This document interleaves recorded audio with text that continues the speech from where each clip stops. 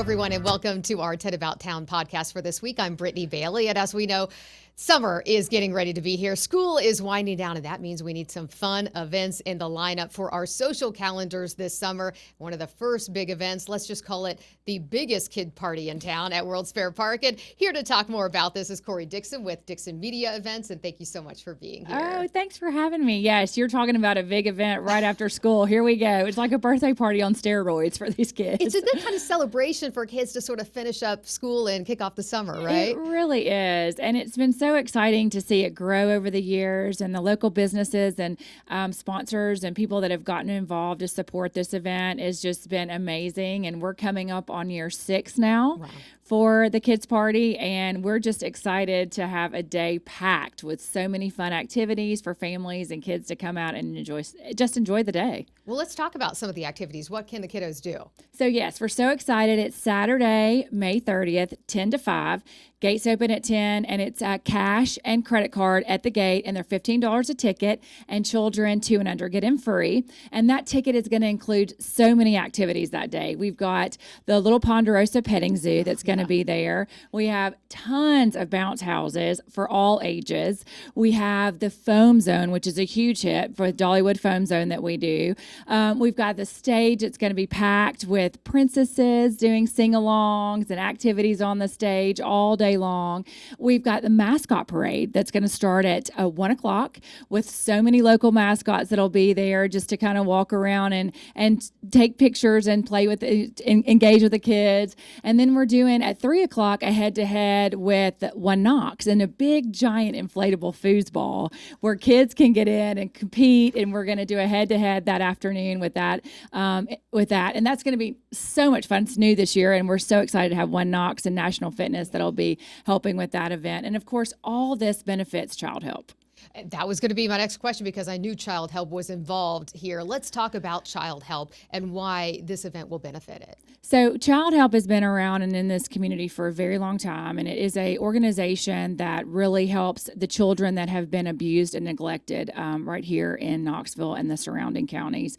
And they have a wonderful advocacy center here as well. They've got 2 right down by campus, and then they've got one at Cedar Bluff, and then also opened up a location in Morristown. And they serve the children that need just special therapy and that need attention, that have been removed from their families, that are in either relative care with a family member or with a foster family. So, and our goal too is just to raise awareness about what Child Help is, what they do for the children here in this community, and then trying to find foster families, because that is so important. We need more foster families to be able to house these children, for them to have a bed and a home to go to during this transition. So it is an amazing organization that does so much for this community and these kids. So we're very proud to be associated with them. And there's something about an event designed for children to have fun that in the end will also help children who really need it. Absolutely. And we're so grateful to the community that comes out and supports it and brings their kids,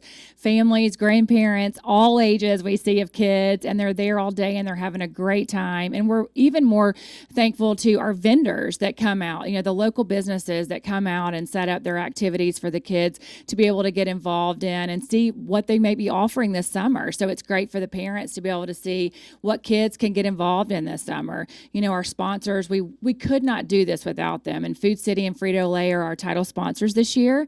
And it's going to be so fun having them there because I think a few of you have probably seen that giant grocery cart. Yes. Oh, it'll be there. And we probably will have Chester there as well.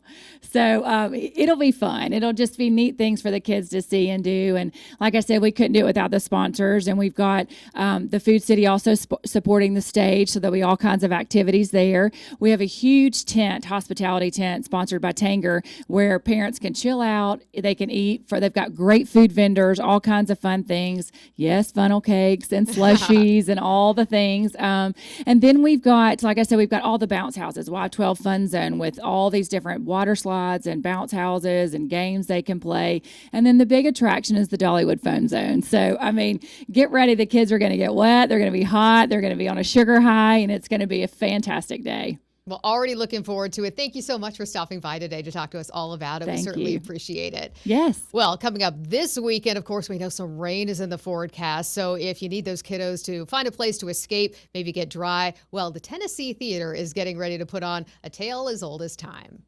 Get ready to be reunited with Cogsworth the Clock, Lumiere, and Mrs. Potts. Disney's Beauty and the Beast opens May 20th and runs through Sunday the 24th at the Tennessee Theater. According to the theater, this is Disney's first North American production of this beloved musical in more than 25 years. You'll hear the favorite songs, Be Our Guest, and of course the title song. The musical brings an enchanted castle to life with dancing cutlery, a bright-eyed beauty, and of course a beast looking to reverse a spell by finding true love. You can visit the Tennessee Theater's website for more information. There is always something fun happening in Townsend, but when we get to the summer, things really start heating up there. The Great Smoky Mountains Heritage Center is getting ready to host a summer concert series, and here to talk more about that is Frank Raffeo. Thank you so much for being here. Fun times always in Townsend, and especially at the Heritage Center, right? Townsend is an awesome place to spend your leisure time. In fact, I used to run the Knoxville Opera Company. Yes. And, but for years, I had been going to Townsend before my son was born. And then after he was born, my wife and I, the whole family, we just traveled there a lot and fell in love with the place. And then I was given this opportunity to be CEO of this Heritage Center just over a year ago. And it blew my mind. I just love being a part of that city, that mountain culture. And of course, when the months get warm, everybody pours into Townsend and just has the most amazing time. And we like to be part of that. Yeah, the peaceful side of the Smokies, right? It's a great place to be. Now, speaking of the Great Smoky Mountain Heritage Center, if people have not been there and don't know much about it, let's talk a little bit about it and its history. Yeah. Well, of course, it sprung up, in a sense, you could even say literally that it sprung up because when the highway was being widened through Townsend, one of the workers stuck a shovel in the ground and struck something. Long story short, that was evidence of civilization in that valley, Tuckaleechee Cove. 17,000 years of humanity has been in Tuckaleechee Cove. And so immediately they thought, we've got to preserve and reflect this and interpret this for the world. It was one of the biggest archaeological digs in the world for a while. More, I guess you say significant, not biggest. But so they built this Heritage Center, which includes, to answer your question, a museum. So we're telling the story of the discovery and creation of the Heritage Center itself, and the discovery of artifacts that have evidence of the Cherokee civilization prior to the Cherokee, and also the story of the settlers. I mean, the white settlers from Europe.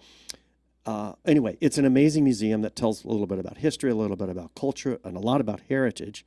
And so then, okay, there's the museum, that's one. The other part of the Heritage Center that people may not even know about is we have this beautiful historic village of structures that were created mostly by the European settlers. So we're talking about the traditional log cabin looking things, but we have a wheelwright shop and a sawmill and a still operation, a smokehouse, all kinds of amazing things that people may not have a chance to set foot inside of until you get to the Heritage Center and explore it. And then finally, we have an amphitheater. So, of course, we're doing concerts there. So those are the three pillars: the museum, this historic village, and our amphitheater and music programs. And that's kind of what we want to focus on for a moment because you have this fun concert series coming up. Let's talk about that. Absolutely. We have, of course, my background is as a musician, and one of the things I bring to the Heritage Center is this idea that, yes, the museum tells stories, the historic village tells stories, but you can tell stories through music, and you can communicate culture and heritage through music, because it's just as much a part of our culture as building structures or creating artifacts or, hunting and fishing prior to what we would call developed civilization arriving in Tuckaleechee Cove. So I am all about that. And we've got a series that started actually last week, and we're continuing this week, and then throughout the rest of the summer and into the fall. I guess I should talk about this Friday's opportunity. There's a duet called the Sugary String Society, playing music with its roots in Appalachia and the Smokies. And there are bands and groups throughout that are coming up that interpret our world in different ways. One of the great things about mountain, Southern Appalachian culture is that it's a unique niche of Americana. And there are a lot of places you can travel in America. You're going to be in the mountains for your wedding in August. That's a different mountain culture in Colorado. But the mountain culture in the Smokies is ancient in many senses, right? So the Scots-Irish influence made music sound a certain way. Influence of even native peoples made music sound a certain way. And then there's influences that travel up and down the rivers. It's an amazing opportunity to say, this is who we are. This is America. This is Americana. Bluegrass, newgrass, country, folk, all kinds of subgenres of the way we tell stories through music we will be representing in our series. And that was going to kind of lead into my next question. It's sort of all under that umbrella of music. You're not having, sort of emo or, heavy metal or other things. It's sort of all in that theme that ties into the Heritage Center. Pretty much, except I'll say this. We make, you might call an exception when we're bringing an Eagles tribute band. They are amazing, and they'll be there in July. Of course, that ticket is just about sold out because it's been there before. They're called On the Border, the ultimate Eagles tribute band, and they've got a following, and it's already selling well. That's about the furthest afield we're going this year, but we like to tell stories through music, and it's successful. And that environment in the mountains and the amphitheater, I mean, when you're seated in the amphitheater, you not only see the stage, but above the stage, behind them, it's open and you see the mountains. You really feel like you're in a certain place that you can't get to from your seat in Knoxville. And it's a very short drive to Townsend and worth every mile. Well, you mentioned kind of tickets selling quickly for that Eagles tribute band. So you do need to buy tickets to these events, and tell us how to do that. Yeah, it's really easy on our website, gsmheritagecenter.org. But just Google Great Smoky Mountains Heritage Center. You'll get there in no time. And tickets, if you're a member of the Heritage Center, which also doesn't cost much, you get into several of our concerts for free. If you're not a member, the tickets are affordable. I mean, we understand we're not right next door to a major population center, so we've got to be sure that the prices are attractive enough. We have kid-friendly aspects at the Heritage Center that you can be sure to bring the kids along if you want to. There's just so much to experience in Townsend. The restaurants nearby, experiences to be had in the mountains and near the mountains. We're all about welcoming people, and that's what our culture in the mountains is like anyway. It's like, welcome, y'all come. In this case, sit down and enjoy the music. Well, before we talk about some of the other upcoming events, any other specific artists or bands that are coming for this concert series you want to mention? Yeah, I mean, I guess what I'm proud of about this series is that we're helping people get introduced to some artists of merit, but who may not be household names yet, right? Murphy Campbell is coming. Like I said, On the Border is coming. The Driftboat Cowboys are coming in July. That's a Maryville-based band, and high energy and a whole lot of fun. A group with a cool name, the Barefoot Movement, is going to be with us in June. So that's just a sampling of the kind of acts that people can count on. I'm a musician, so I've curated these bands. There's not a dud among them. I think they're really good interpreters and storytellers and musicians. Yeah. Well, before we let you go, we need to talk about some of the other upcoming events. Well, yeah, I really want to talk about July 4th. Let's do it. So last year on July 4th, for the first time, the Heritage Center did a blowout concert on the 4th of July. That was one of the first discoveries I made walking through that space. I said to the team who were showing me around proudly, wow, this amphitheater is awesome. What do y'all do here on the 4th of July? Crickets. I was like, what? You don't do anything on the 4th?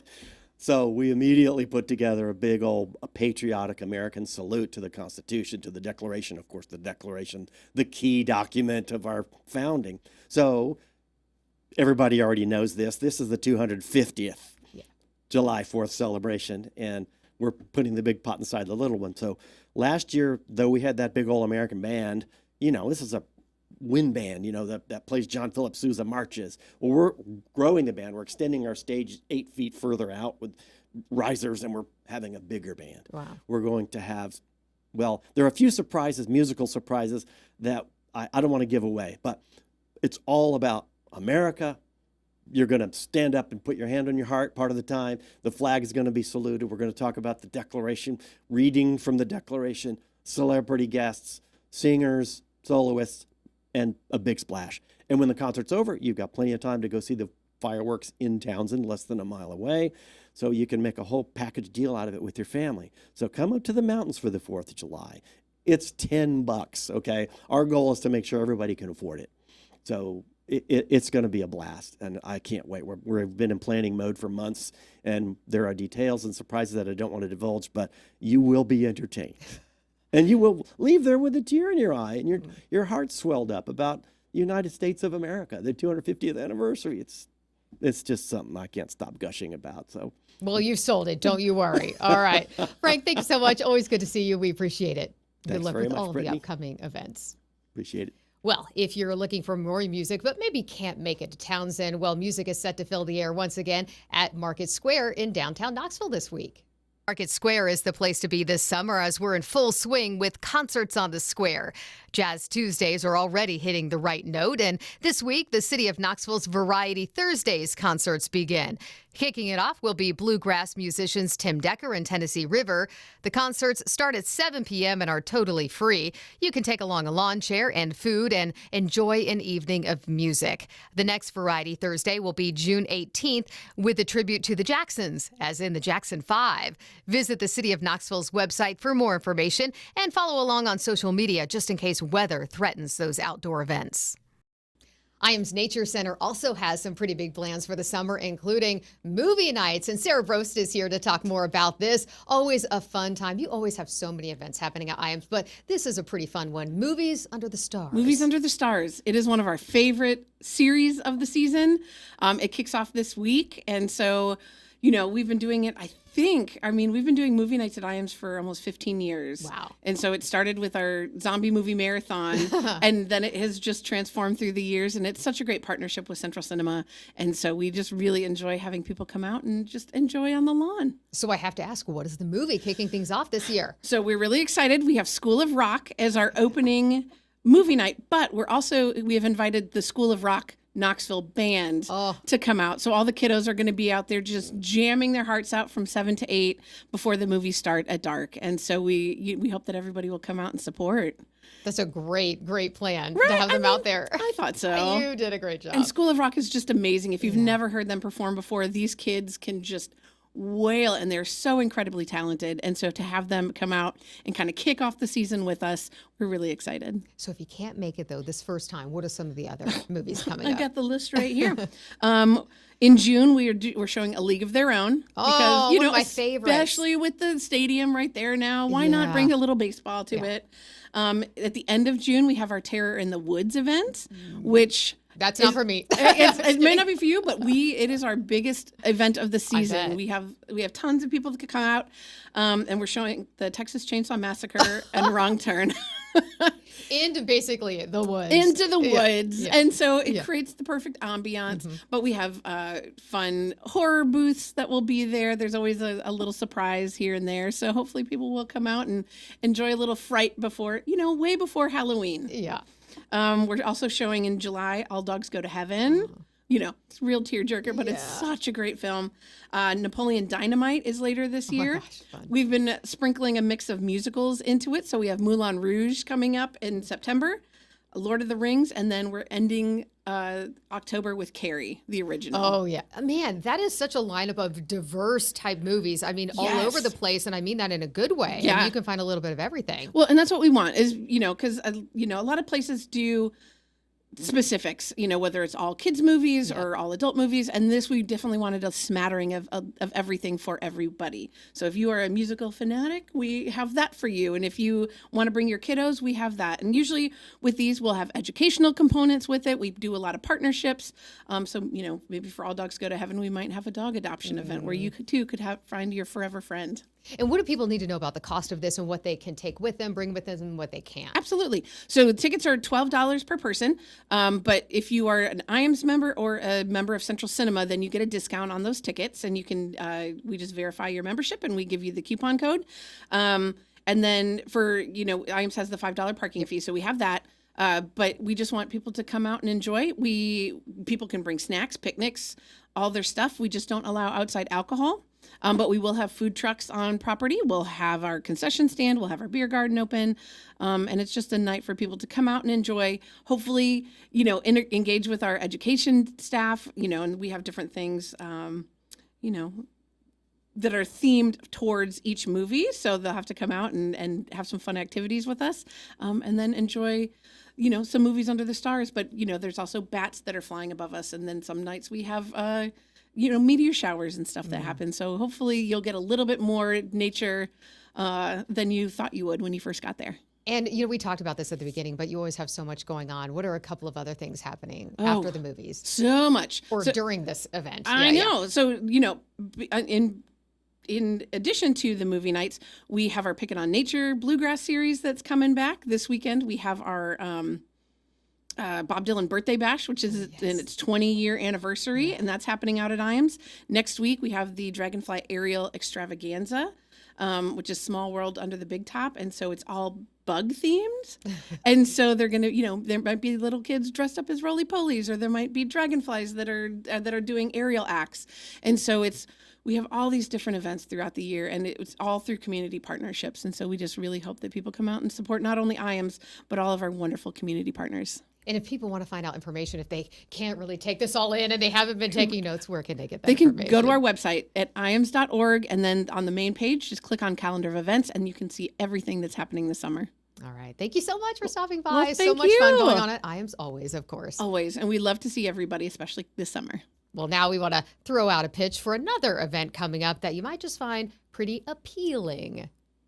East Tennessee is about to go bananas this week. The Savannah Bananas will bring their banana ball flair to Knoxville with 2 games. The team is beloved on social media and by fans for blending dancing with baseball. First up, the Bananas will take on the Texas Tailgaters on May 21st at Covenant Health Park. The other game will then be on Saturday, May 23rd at Neyland Stadium. That's a sold-out game.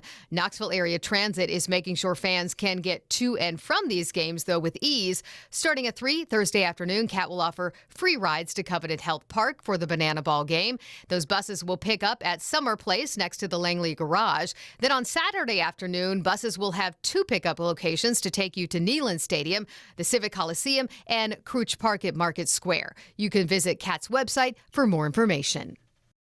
Well, we kicked off our 10 About Town podcast earlier this year talking with Dogwood Arts, and now, hey, it's time to kick off the summer and talk with the folks from Dogwood Arts again. The Murals and Music Festival is coming up, and here to talk more about this is Shannon Herron with Dogwood Arts and one of the artists, Megan Lingerfeld. Thank you so much for being here. Yeah, thank you for having us. So let's talk about what this festival is all about. Yeah, this is our first time doing murals and music. It felt like a really, just natural thing for Dogwood to do, to combine our love for public art and live music, and to celebrate all of the artists in Tennessee and in our region. We've all 10 artists competing next weekend are from Tennessee, from all across the state. We've got people coming from Memphis and Nashville, and of course some amazing Knoxville artists as well.